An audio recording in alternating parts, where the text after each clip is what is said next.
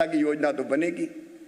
तो उसी में से बनी फिर लाडली लक्ष्मी योजना, जो बाद में प्रकारांतर से पूरे हिंदुस्तान के हर एक राज्य ने लागू की, जो आज भी लगभग 41 लाख लाडली लक्ष्मी बेटियां हैं। और सचमुच में इतना आनंद आता है, जिन बेटी को हाथ में गोद में खिलाया, आज वो कोई 12वीं पढ़ रही है, कोई कॉलेज में पहुंच गई है। और उसके बाद तो फिर साइकिल बेटियों को देना, गांव की बेटी योजना, उसके बाद फिर 50% रिजर्वेशन स्थानीय निकाय के चुनाव में मध्य प्रदेश ने सबसे पहले किया था। मुझे लगा जब तक राजनीतिक सशक्तिकरण नहीं होगा तब तक सही अर्थों में महिला सशक्तिकरण नहीं होगा। और उसी में से फिर 30% भर्ती पुलिस में भी करो, तो एक नहीं फिर अनेकों चीजें निकलती हुई चली जाती है। लेकिन ये संवेदना गढ़ने वाले कोई हाथ होते हैं तो वो विभीषण जी की तरह होते हैं। विभीषण जी के साथ साथ मुझे केलकर जी भी याद आ रहे हैं, सूर्यकांत केलकर जी। अब विद्यार्थी परिषद के वो प्रदेश के संगठन मंत्री थे। समय ज्यादा हो रहा है, मैं वो समाप्ति कर रहा हूं। विद्यार्थी परिषद के संगठन मंत्री थे। आपातकाल लगा, मैं मॉडल स्कूल का प्रेसिडेंट बन गया था, विद्यार्थी परिषद के संपर्क में भी आ गया था। केलकर जी ने कहीं से पता किया कि लड़का बड़ा तेज है, अंडरग्राउंड आंदोलन में काम आएगा, तो नाम और पता उनके पास था। वो रविशंकर नगर कॉलोनी में मैं रहता था, बोर्ड कॉलोनी में, वहां पहुंचे। अब मैंने उनको देखा तो मुझे नाम उन्होंने बताया, सुनील गोड़बले, क्योंकि वो भी भूमिगत रूप से आंदोलन चला रहे थे।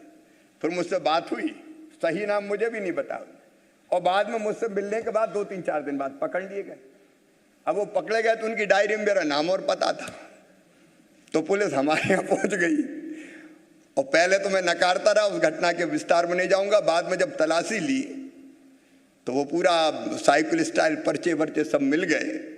तो पुलिस ने भी विवेक क्या धुलाई की है उसका वर्णन नहीं कर सकता मैं, जिन शब्दों का प्रयोग किया वो अलग कथा है। लेकिन उसके बाद सूर्यकांत जी तो जेल में बाद में पहुंचे, मैं पहले ही जेल में पहुंच गया। मेरे बाद सूर्यकांत जी पहुंचे और उनके साथ विद्यार्थी परिषद का कई वर्षों तक काम किया।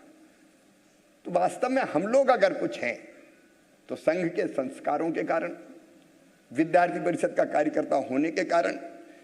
एक बार मेरे हाथ में अखंड ज्योति लग गई। अखंड ज्योति पढ़ के मुझे लगा कि एक एक शब्द बड़ा परिवर्तन अंदर करने वाला है। तो मैं आचार्य श्रीराम अखंड ज्योति पढ़ के फिर गायत्री साधना प्रारंभ हुई। और आचार्य श्रीराम शर्मा जी जब आए थे होशंगाबाद 81 में, तो उनके पास भी पहुंच गया और बाद में फिर महाराज जी के संपर्क में भी आ गया। तो आशीर्वाद देने वाले और गढ़ने वाले तो वास्तव में और कोई होते हैं, जो संवेदनाओं का प्रकटीकरण करते हैं, जो मनुष्य को गढ़ के कुछ उससे अच्छा काम करवा देती है। तो जो कुछ अच्छा है वो इसलिए नहीं कि मैं अच्छा हूं, इसलिए कि गढ़ने वाले अच्छे हैं, उनने सही राह दिखाई, उस राह पे चलने का विनम्र प्रयास किया और एक के बाद एक फिर कई काम अच्छे होते चले जाते हैं। तो श्रेय तो किसी और को जाता है और कई बार परिस्थितियां भी ऐसी बन जाती है। अब संवेदना तो प्रकट हो गई। अब मैं गया एक गांव, तो वहां 3 बेटियां थीं जिनके माता पिता नहीं थे। तो मुझे कहा कि भैया इनकी कुछ व्यवस्था कर दो। तो मैंने कहा क्या, छोटी छोटी बेटियां थी, तो मैंने कहा मैं ही ले जाता हूं। अब मैं ले तो गया, विदिशा ले गया, विदिशा रहता था मैं, और जाके मैंने फिर मेरी धर्मपत्नी से कहा कि अब ये अपनी बेटियां हैं। तो गया था, तब मैं थोड़ा डर रहा था कि ये मैं लेके जाऊंगा तो ये क्या कहेगी क्या नहीं कहेगी।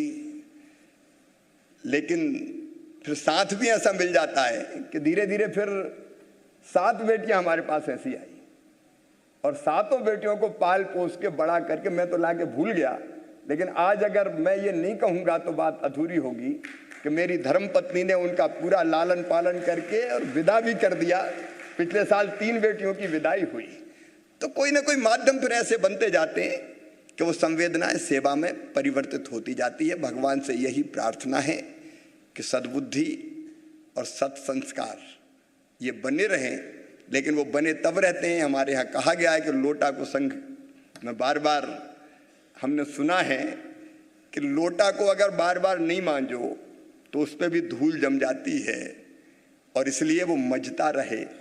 और मजता रहे इसलिए ज़रूरी है कि हम संस्था के साथ भी जुड़े रहें, नित्य अपने आप को सुधारने की कोशिश करते रहें, मजते रहें, तो स्वयं सेवक के नाते भी मजते रहें। और उसी में से फिर संस्कृति के भाव जो शिव प्रकाश जी ने व्यक्त किए हैं। अब देखिए, मन में विचार आया कि आचार्य शंकर जिन्हें पूरे देश को पूरा पश्चिम उत्तर दक्षिण से जोड़ा, उस विषय के विस्तार में मैं नहीं जा रहा, तो भाव आते जाते हैं कि फिर आचार्य शंकर पूरी दुनिया को एक कर सकते हैं, क्योंकि एक ही चेतना सब में है। ये भाव अगर प्रकट ठीक से हो गया अद्वैत वेदांत के नाते, और इसको व्यवहारिक वेदांत में जैसे स्वामी विवेकानंद जी ने बदला, अगर ठीक ढंग से प्रयास हो जाए तो दुनिया की सारी उठक पटक समाप्त हो जाएगी, ऊंच नीच भेदभाव मिट जाएगा। और इसलिए ओमकारेश्वर प्रकल्प जैसे प्रकल्पों का जन्म होता है, जिस पे अब काम प्रारंभ हो रहा है, और इसलिए महाकाल महाराज का परिसर भी बनता है। हम सौभाग्यशाली के समय देश का नेतृत्व भी प्रधानमंत्री नरेंद्र मोदी जी कर रहे हैं, जो वास्तव में संवेदनाओं के प्रतीक है।